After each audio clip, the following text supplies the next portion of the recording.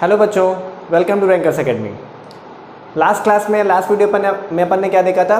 Image formation by convex lens. आज अपन देखेंगे image formation by concave lens. जैसे कि अपन ने मिरर में देखा था, image formation by concave mirror कुछ केसेस होते थे 5 to 6 cases, and image formation by convex mirror आपके 2 केस होते थे। सेम चीज़ यहाँ पे बच्चों, अपन ने कॉन्वेक्स मिरर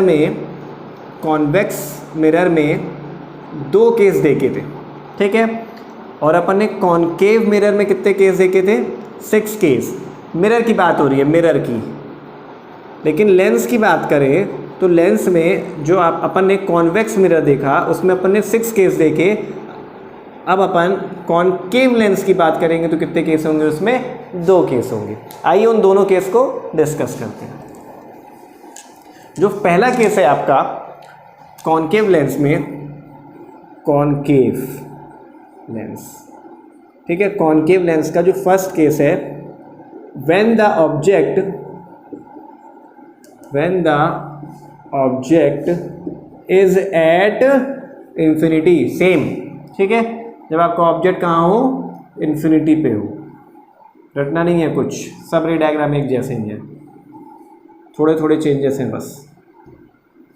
बच्चों ये लाइन आप नहीं भी ड्रॉ करोगे तो चल जाएगा। ये लाइन मैं अपने ईज के लिए ड्रॉ करता हूँ ताकि मुझे इंटरसेक्शन पॉइंट मिल जाए। चलिए मैं भी नहीं ड्रॉ करता हूँ, मुझे बस ये इंटरसेक्शन पॉइंट से मतलब है। और ये इंटरसेक्शन पॉइंट आपका कहलाता क्या है? Optical centre. ये हो गया आपका F1, ये C1, ये हो गया F2 और ये C2। ऑब्जेक्ट इन्फिनिटी पे है तो इंसिडेंट रेस कैसे आएंगी? पैरेलल। किसके पैरेलल? प्रिंसिपल एक्सिस के। ये प्रिंसिपल एक्सिस के पैरेलल आई, प्रिंसिपल एक्सिस के पैरेलल आ रही है। क्या होगी? प्रिंसिपल एक्सिस के पैरेलल आएगी तो ये इस टाइप से डाइवर्ज हो जाएगी। क्यों? क्योंकि आपका कॉन्वेक्स लेंस कैसा होता है? डाइवर्जिंग। और कॉनकेव कैसा होता था? कन्वर्जिंग। अब जो डाइवर्जिंग रिफ्रैक्टेड रे है वो कहीं पे इंटरसेक्ट करेगी क्या? नहीं करेगी, तो फिर दिक्कत है। तो अपन एज्यूम करेंगे बच्चों, एज्यूम करेंगे कि ये पीछे कहीं पे इंटरसेक्ट कर रही है, और जहां पे इंटरसेक्ट कर रही है पॉइंट क्या होगा आपका? फोकस। तो एक्चुअली इंटरसेक्ट नहीं करी रे आपकी।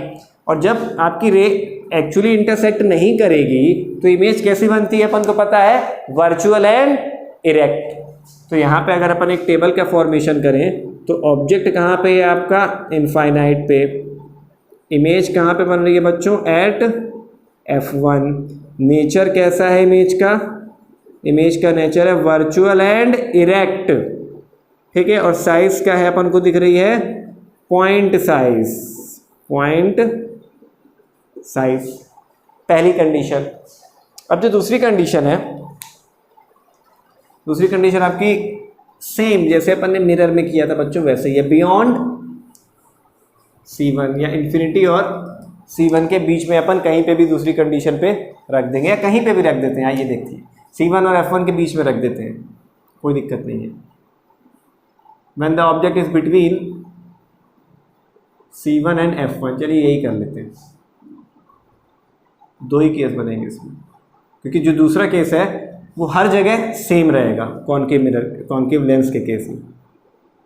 चाहे आपका ऑब्जेक्ट बियॉन्ड C1 हो, या फिर आपका ऑब्जेक्ट C1 पर हो, या फिर आपका ऑब्जेक्ट C1 से F1 के बीच में हो, सारी चीज़ें सेम रहेंगी।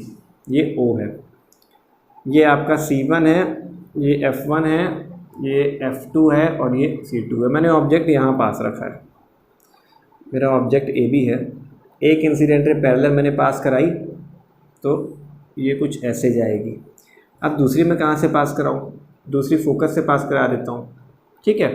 अगर आपको फोकस से पास, चलिए फोकस से, हाँ फोकस से ही पास करा देते हैं, नो इशू।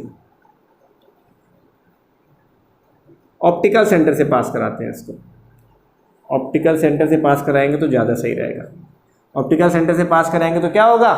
ये बिना रिफ्रैक्ट हुए सीधे चली जाएगी, क्योंकि अपन को पता है कि ऑप्टिकल सेंटर से रे रिफ्रैक्ट नहीं होती है, ठीक है। अब दिक्कत आ गई, यहाँ पे भी 2 रिफ्रैक्टेड रे इंटरसेक्ट नहीं कर रही है, तो दोनों को इंटरसेक्ट तो कराना है, क्योंकि इमेज का फॉर्मेशन हो गई होगा, ठीक है। इसको अपन मान लेते हैं कि ये कुछ ऐसा है, मान सकते हैं ऐसा। तो यहाँ पे एक इंटरसेक्ट हो रही है, तो यहाँ पे आपका बन जाएगा इमेज।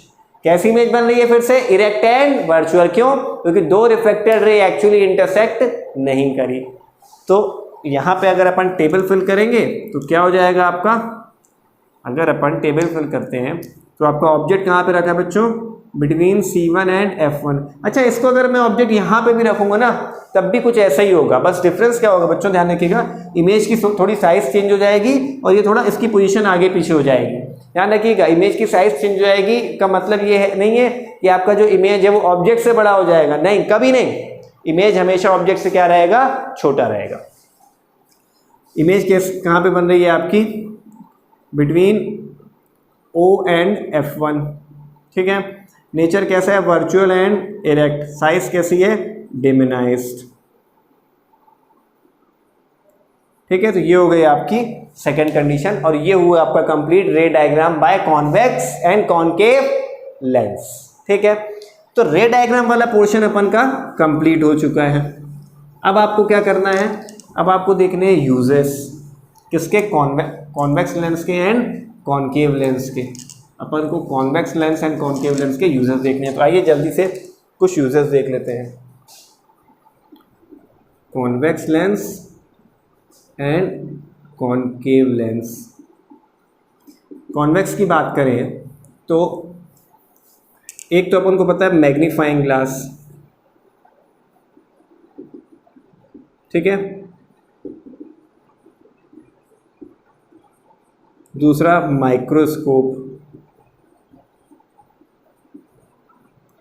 ठीक है, दूसरा माइक्रोस्कोप। इसका कॉनकेव का आप एक याद रखिए, बहुत इंपॉर्टेंट। आप लोग के घर में कई बार डोर में एक लेंस लगा होता है, आपने देखा ऑब्जर्व किया होगा, स्पाई लैम्प बोलते हैं, स्पाई लेंस बोलते हैं उसको। स्पाई लेंस यानी कि जासूसी करने का काम आता है। जासूसी करने के काम कहने का मतलब है कि अगर अपन के गेट के बाहर कोई है तो अपन देख सकते हैं कि कौन आ रहा है कौन नहीं आ रहा है। तो उससे क्या होता है, अपन को ये पता चल जाता है कोई ऐसा व्यक्ति आ रहा है जिससे अपन को नहीं मिलना है, तो अपन क्या कर सकते हैं, गेट नहीं खोलेंगे। तो इसको अपन कह सकते हैं स्पाई लेंस जो यूज होता है ना डोर में, spy lens used in doors. ठीक है, आप एक याद करिए, एक काफ़ी। ठीक है, इसका बहुत ज़्यादा यूज़ नहीं होता है। टेलीस्कोप में इसका यूज़ होता है। ठीक है, टेलीस्कोप में इसका यूज़ होता है। टेलीस्कोप भी याद कर लीजिए, टेलीस्कोप में भी अपन इसका यूज़ कॉनकेव लेंस का करते हैं। तो ये हो गए आपके कॉनकेव एंड कॉन्वेक्स लेंस के यूजेस। अब एक और टॉपिक देखते हैं अपन आज, जो है आपका mirror formula and magnification. Mirror formula, sorry, lens formula and magnification. Mirror बाद में क्यों निकलता है? मिरर इतना मिरर पढ़ लिया अपन ने कि बार बार मिरर निकलता है, लेंस की जगह पे मिरर। ठीक है, मिरर नहीं, अपन को लेंस फॉर्मूला पढ़ना है। Next topic is lens formula. Lens formula, ठीक है। जैसे आपने मिरर फॉर्मूला देखा था, क्या था मिरर फॉर्मूला? याद है? जल्दी से रिवाइज करिए मन में, क्या था मिरर फॉर्मूला? साइड में लिखते हैं अपन। मिरर फॉर्मूला था आपका 1/v plus 1/u is equal to 1/f, where v is the distance of image from the pole, u is the distance of object from the pole and f is the focal length. f क्या होती थी? Focal length होती थी। तो बच्चों यहाँ पे भी ऐसे ही ये फॉर्मूला, बस चेंज एक ही, ध्यान रखिएगा, यहाँ पे सिर्फ एक चेंज किया है। क्या चेंज किया है? 1/v minus 1/u is equal to 1/f। देख लीजिए चेंज क्या है, सिर्फ एक साइन चेंज किया है। माइनस की जगह क्या आ गया है? प्लस, प्लस की जगह माइनस आ गया है। ठीक है, लेंस फॉर्मूले की बात करें तो, मिरर फॉर्मूले की बात करेंगे तो लेंस फॉर्मूले के कंपैरिजन में माइनस की जगह प्लस और उसकी जगह प्लस की जगह माइनस। ठीक है, बाकी चीजें सेम है। v आपका क्या रहेगा? Distance of image from the optical centre. u क्या हो जाएगा? Distance of object from the optical centre. f क्या हो जाएगा? डिस्टेंस ऑफ फोकस, क्या कह सकते हैं सिंपली? Focal length. अब देखिएगा, ये हो गया आपका लेंस फॉर्मूला। अब नेक्स्ट है आपका magnification. Next is magnification. Lens formula लिख लीजिएगा। Next is magnification.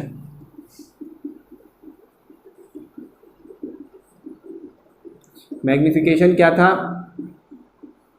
Magnification is the ratio of, ध्यान करिए, रिवाइज करिए।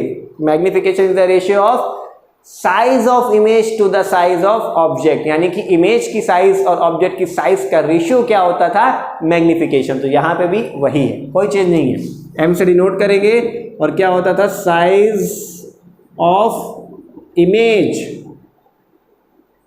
या इसी को अपन बोलते हैं height of image, H dash से शो करते हैं इसको, और साइज ऑफ ऑब्जेक्ट इसको एच से शो करते हैं। तो आपका m इज इक्वल टू क्या हो जाएगा बच्चों, एच डैश अपॉन एच। अब क्योंकि दोनों साइज है यानी कि दोनों हाइट होगी, तो और रेशियो है ना, तो यूनिट लेस होगा इसकी, सॉरी इसकी कोई भी यूनिट नहीं होगी, नो यूनिट। ये तो हो गया आपका नॉर्मल टर्म्स में। लेकिन अगर मुझे u और v के टर्म्स में फाइंड करना है फॉर्मूला, तो तब भी ये फॉर्मूला क्या है, वैसा ही है, बस थोड़ा सा चेंज। और m is equal to v upon u। आपको ध्यान होगा, ये लेंस के लिए ध्यान रखिएगा, लेंस के लिए अगर मैं मिरर के लिए लिखूं, मिरर के लिए क्या था फॉर्मूला, ध्यान होगा आपको मैग्निफिकेशन का, माइनस वी अपॉन यू। देख लीजिए साइन बस चेंज हो रहा है, रटना नहीं है, रटना नहीं है, फॉर्मूला समझना है कि मैग्निफिक आपका जो लेंस था और मिरर में सिर्फ एक चीज चेंज हुई है, और वो क्या है आपका एल्जेब्रिक साइन। एल्जेब्रिक साइन आप चेंज करके फॉर्मूला चेंज कर सकते हो। बस आपको याद रखना है, ये चीज याद रखनी है कि किसमें कौन सा साइन सिंबल है, किसमें प्लस का है, किसमें माइनस का है, ठीक है।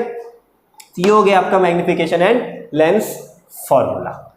तो यहां पे आपका कॉन्वेक्स लेंस वाला पोर्शन एक कंप्लीट हुआ। अब कॉन्वेक्स या कॉन्केव लेंस वाला, स्फेरिकल लेंस वाला, अब अपन करते हैं नेक्स्ट पावर ऑफ लेंस, कि लेंस की पावर क्या होती है।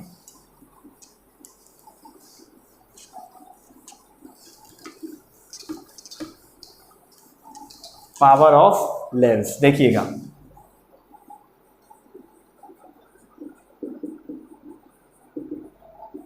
अच्छा चलिए बताइए, नॉर्मल किसी भी चीज की पावर क्या होती है। पावर मतलब होता है आपका शक्ति, ठीक है। अपन ने जो मैकेनिकल टर्म्स में पावर पढ़ी है वो क्या होता है, वर्क पर यूनिट टाइम। लेकिन यहाँ पे वो वाली पावर अपन को यूज करना है कि वर्क पर यूनिट टाइम, लेकिन शक्ति जो वर्ड है वो जरूरी है यहाँ पे, यानी कि वो उसका मतलब वही है। समझिएगा अब कैसे। एक्चुअली लेंस की पावर ये बताती है कि वो जो लेंस है आपका, आपके पास जो लेंस है वो कितना कन्वर्जिंग पावर है उसके पास, है कितनी डाइवर्जिंग पावर है, यानी कि आपका लेंस लाइट को या रे ऑफ लाइट को कितना कन्वर्ज कर पा रहा है और कितना डाइवर्ज कर पा रहा है। समझिएगा इसको फिगर से। अपन ने कोई एक लेंस लिया, कोई भी कॉन्वेक्स लेंस लिया, ठीक है, और एक अनदर कॉन्वेक्स लेंस लिया, दोनों डिफरेंट पावर के, दोनों डिफरेंट पावर के अपन ने कॉन्वेक्स लेंस लिए। ये आप इसकी पावर अपन ने कुछ P1 एज्यूम करी, इसकी पावर P2 एज्यूम करी, ठीक है। तो अलग अलग है, अभी अपन पावर नहीं डिफाइन कर रहे हैं। मानिए, समझिएगा, इससे कोई इंसिडेंट रे ऐसे आई और उसने उसको ऐसे रिफ्रैक्ट कर दिया, ठीक है। इसमें कोई इंसिडेंट रे ऐसे आई, उसने इसको ऐसे रिफ्रैक्ट कर दिया। इसको थोड़ा सा अपन बढ़ा देते हैं ताकि डिफरेंस समझ में आए, दोनों एक जैसे दिखेंगे, नहीं तो कुछ ऐसे रिफ्लेक्ट कर दिया। अब एक चीज़ बताइए यहाँ पे, देखिएगा, इन दोनों में से, फर्स्ट एंड सेकंड में से रिफ्रैक्टिंग पावर किसकी ज़्यादा होगी, या कौन सी लाइट ज़्यादा रिफ्रैक्ट हुई, ये वाली ज़्यादा रिफ्रैक्ट हुई। अपन मान रहे हैं बच्चों P2 is greater than P1, P2 is greater than P1, इसकी पावर क्या हुई, ज़्यादा। लेकिन इसमें एक चीज़ कम हुई, क्या कम हुई देखिएगा। ये पॉइंट क्या कहलाएगा आपका, F1 F2 कोई भी हो सकता है। ऑप्टिकल सेंटर से यहाँ तक की जो डिस्टेंस होगी वो कहलाती है आपकी फोकल लेंथ।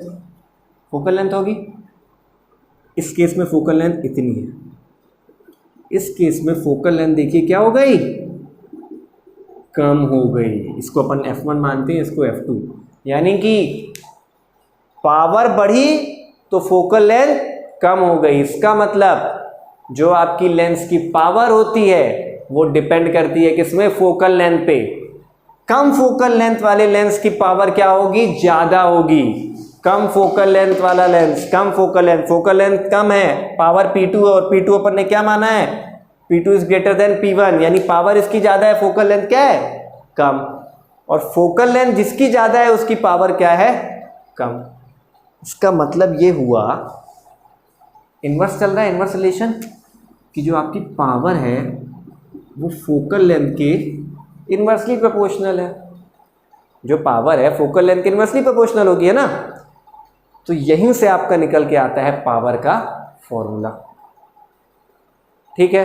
और पावर का जो फॉर्मूला होता है आपका वो सिंपली होता है 1/f। अब ध्यान रखिएगा, इसमें कई बार यूनिट्स का कंफ्यूजन होता है। इसका स्क्रीनशॉट लीजिएगा फिगर का। जो आपका ये है, इस फॉर्मूले को और करेक्टली यदि मैं लिखूं, और करेक्ट करके यदि मैं लिखूं तो हो जाएगा P = 1/f इन मीटर। ये f किस में होना चाहिए आपका, इसकी यूनिट क्या होनी चाहिए फोकल लेंथ की, मीटर में। यदि आपके फोकल लेंथ की यूनिट मीटर में नहीं है, सेंटीमीटर में है, तो आपके पावर का फॉर्मूला भी बच्चों क्या हो जाएगा, चेंज हो जाएगा। तब पावर का फॉर्मूला क्या हो जाएगा 100/f, जो कि सेंटीमीटर में होगा, ठीक है। अब जो लेंस की पावर है, लेंस की पावर की भी क्या है, एक यूनिट है, और वो यूनिट क्या होती है, डायोप्टर। क्या होती है, डायोप्टर। कैपिटल डी से इसको अपन डिनोट करते हैं, दैट इज, ये एसआई यूनिट होती है बच्चों। SI unit of power of lens is dioptre. Capital D से इसको अपन क्या करते हैं, डिनोट करते हैं। तो क्या समझ में आया अपन को कि जो लेंस की पावर है वो किस पे डिपेंड कर रही है, आपकी फोकल लेंथ पे। फोकल लेंथ बढ़ेगी, फोकल लेंथ बढ़ेगी तो पावर क्या होगी, कम। अच्छा एक चीज़ और समझिएगा जिनको डाउट हो अभी, कि जब फोकल लेंथ बढ़ रही है, एक केस में फोकल लेंथ ये है और दूसरे केस में फोकल लेंथ ये है। फोकल लेंथ ये ज़्यादा है, f1 ये है और ये f2, अपन को दिख रहा है f2 is greater than f1। तो फोकल लेंथ ज़्यादा है, मतलब जो आपका लेंस है वो ज़्यादा कन्वर्ज कर रहा है, फोकल कम कन्वर्ज कर रहा है। जो फोकल लेंथ ज़्यादा है वो ये बता रहा है कि आपका जो लेंस है वो कम कन्वर्ज कर रहा है। कम कन्वर्ज कर रहा है कहने का मतलब है उसको पहले कन्वर्ज करना चाहिए, लेकिन वो क्या कर रहा है बाद में, तो उसकी पावर क्या हो गई, कम हो गई। कंपैरेटिवली इसके कंपैरिजन में अगर इंडिविजुअल इसको देखेंगे तो इसका पावर आपकी कम नहीं हुई, लेकिन कंपैरेटिवली फर्स्ट वाले लेंस के कंपेयर में इसकी पावर क्या हो जाएगी, कम। पावर कम हो जाएगी मतलब पावर कौन सी पावर, कन्वर्जिंग पावर। और यही चीज़ यदि अपन कॉनकेव लेंस के साथ लेंगे तो वहां पे क्या हो जाएगा बच्चों, डाइवर्जिंग पावर। सिर्फ ये चेंज होगा, कॉनकेव लेंस के साथ सिर्फ एक चीज़ चेंज होगी कि यहाँ पे कन्वर्जिंग पावर कम हो रही है, कन्वर्जिंग पावर कम हो रही है, इसका मतलब फोकल लेंथ बढ़ रही है इस वाले में, और इसमें कन्वर्जिंग पावर बढ़ेगी। कन्वर्जिंग पावर बढ़ेगी क्यों, क्योंकि फोकल लेंथ क्या हो गई है, कम हो गई है, और इन्वर्स रिलेशन चल रहा है। और वहां पे क्या हो जाएगा कॉनकेव लेंस के केस में, डाइवर्जिंग पावर, बस, और कोई भी चेंज नहीं होगा, ठीक है। तो ये हो गया आपका पावर ऑफ लेंस। तो बच्चों लेंस वाला पोर्शन अपन का यहाँ पे कंप्लीट होता है। अब अपन क्या करेंगे, न्यूमेरिकल का सेशन करेंगे, और एक छोटा सा न्यूमेरिकल आज अपन एज एन एग्जांपल करते हैं पावर ऑफ लेंस के रिस्पेक्ट में।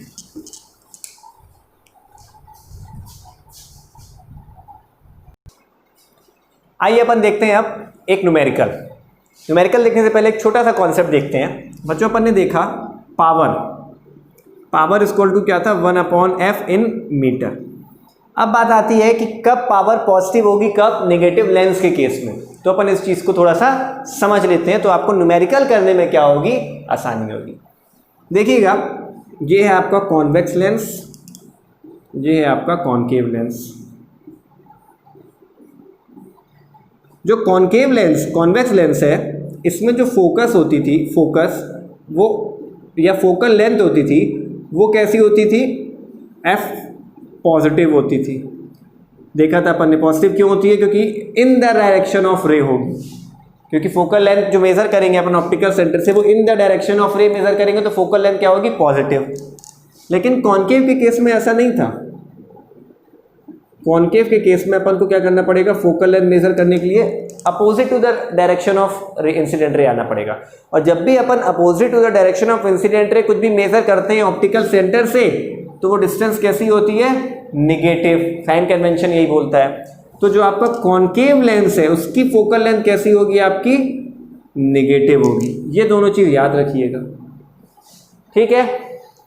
अब बात करें पावर की, तो कॉन्वेक्स लेंस के केस में पावर, फोकल लेंथ क्योंकि पॉजिटिव रहेगी हमेशा, एक केस को छोड़ के, लास्ट वाले केस को छोड़ के, 6 वाला, when the object is placed between optical centre and focus, उस केस को छोड़ के बाकी सब केस में आपकी जो फोकल लेंथ है वो कैसी होगी, पॉजिटिव। तो कॉन्वेक्स के केस में आपकी पावर भी कैसी होगी, पॉजिटिव होगी। और कॉनकेव के केस की बात करें, कॉनकेव के केस की बात करें तो फोकल लेंथ नेगेटिव है तो पावर भी क्या हो जाएगी, नेगेटिव। इनको कहीं पे लिख लीजिएगा बच्चों, एक्स्ट्रा हाईलाइट करके, क्योंकि बहुत कंफ्यूजिंग होते हैं। इनको अभी करेंगे अपन और न्यूमेरिकल करेंगे। अभी अपन बेसिक क्वेश्चन कर रहे हैं। ये क्वेश्चन आपके एनसीईआरटी का है। एक क्लास अपन रखेंगे एडवांस क्वेश्चंस की।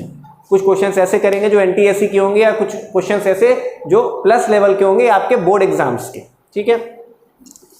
अब अपन आते हैं अपने न्यूमेरिकल्स में।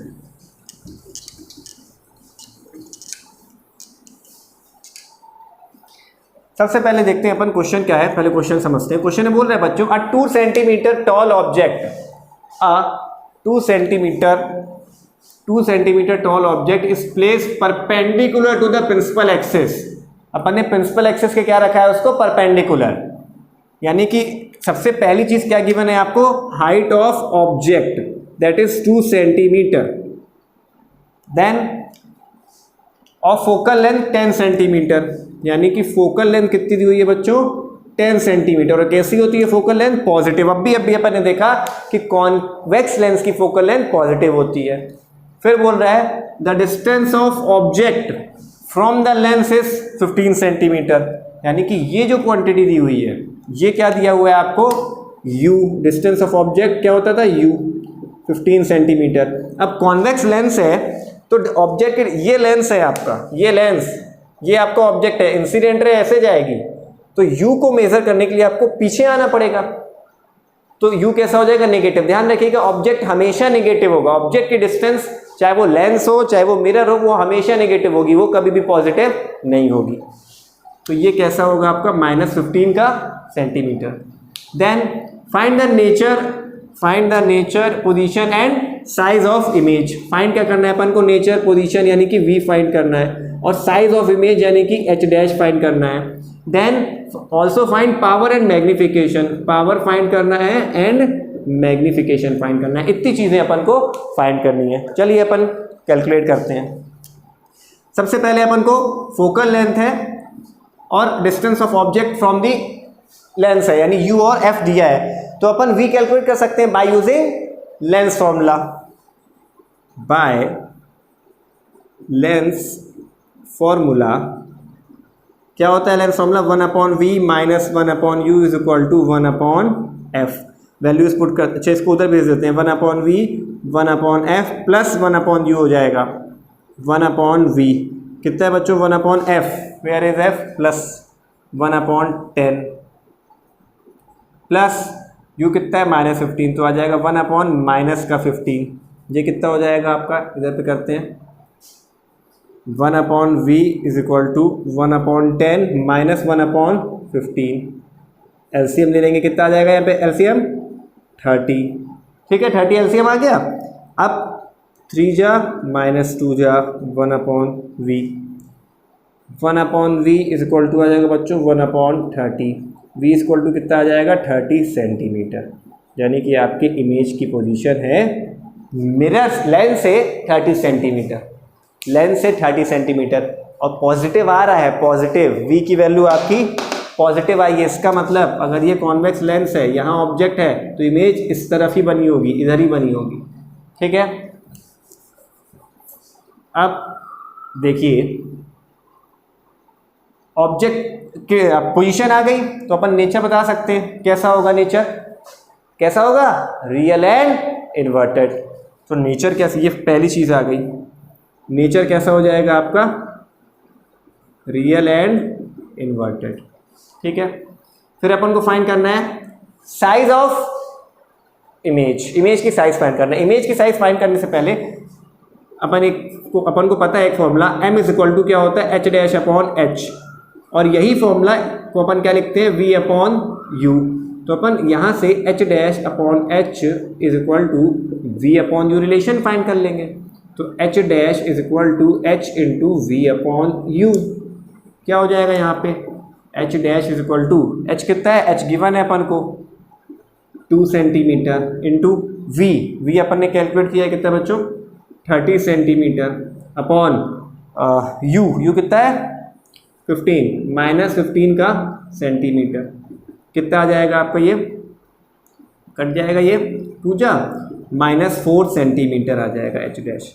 यानी कि साइज ऑफ इमेज कितनी होगी आपकी -4 सेंटीमीटर। माइनस है बच्चों, समझिएगा अब इसको समझिएगा, इधर पे जगह नहीं है, समझते हैं। ये होगा h पॉजिटिव होगा, प्रिंसिपल एक्सिस के ऊपर डिस्टेंस क्या होती है पॉजिटिव, और प्रिंसिपल एक्सिस के नीचे नेगेटिव। इमेज कैसी बन रही है आपकी, कुछ ऐसे बन रही है, तभी तो एच डैश कैसा है, नेगेटिव आया आपका। ठीक है, लास्ट चीज अपन को क्या फाइंड करनी है, मैग्निफिकेशन। लास्ट चीज अपन को m फाइंड करना है। तो अपन को पता है m इक्वल टू क्या होता है, H dash upon H. H dash कितना है बच्चों, -4, और h कितना था आपका 2, कितना आ जाएगा m -2। ये हो गया आपका आंसर। माइनस आ रहा है 2 मैग्निफिकेशन, मतलब 2 आ रहा है, मैग्नीट्यूड देखेंगे तो 2, यानी कि इमेज क्या हो गई 2 टाइम्स हो गई। तो देखिए ना, ऑब्जेक्ट कितना है आपका 2 सेंटीमीटर, इमेज कितनी होगी 4 सेंटीमीटर। ठीक है, अब माइनस साइन क्या बता रहा है, मैग्निफिकेशन जब माइनस होता था क्या होता था, बताया था कि जब मैग्निफिकेशन माइनस होगा दैट मीन्स इमेज कैसी बन रही है आपकी, इन्वर्टेड। तो ये हो गया आपका एक बेसिक सा न्यूमेरिकल, जिसपे अपन ने जितने भी फॉर्मूले थे उनको यूज करके सॉल्व किया है। नेक्स्ट क्लास में अपन देखेंगे रिफ्रैक्शन थ्रू ग्लास स्लैब, और रिफ्रैक्शन थ्रू ग्लास स्लैब के बाद आपका थ्योरेटिकल पोर्शन कंप्लीट हो जाएगा। फिर उसके बाद अपन आएंगे एनसीईआरटी एक्सरसाइज। एनसीईआरटी एक्सरसाइज के कुछ इंपॉर्टेंट क्वेश्चंस करेंगे। देन अपन उसी क्लास में क्या करेंगे, कुछ क्वेश्चन प्लस लेवल के या जो आपके बोर्ड एग्जाम के क्वेश्चंस उनको सॉल्व करेंगे। तब तक के लिए keep revising and take care.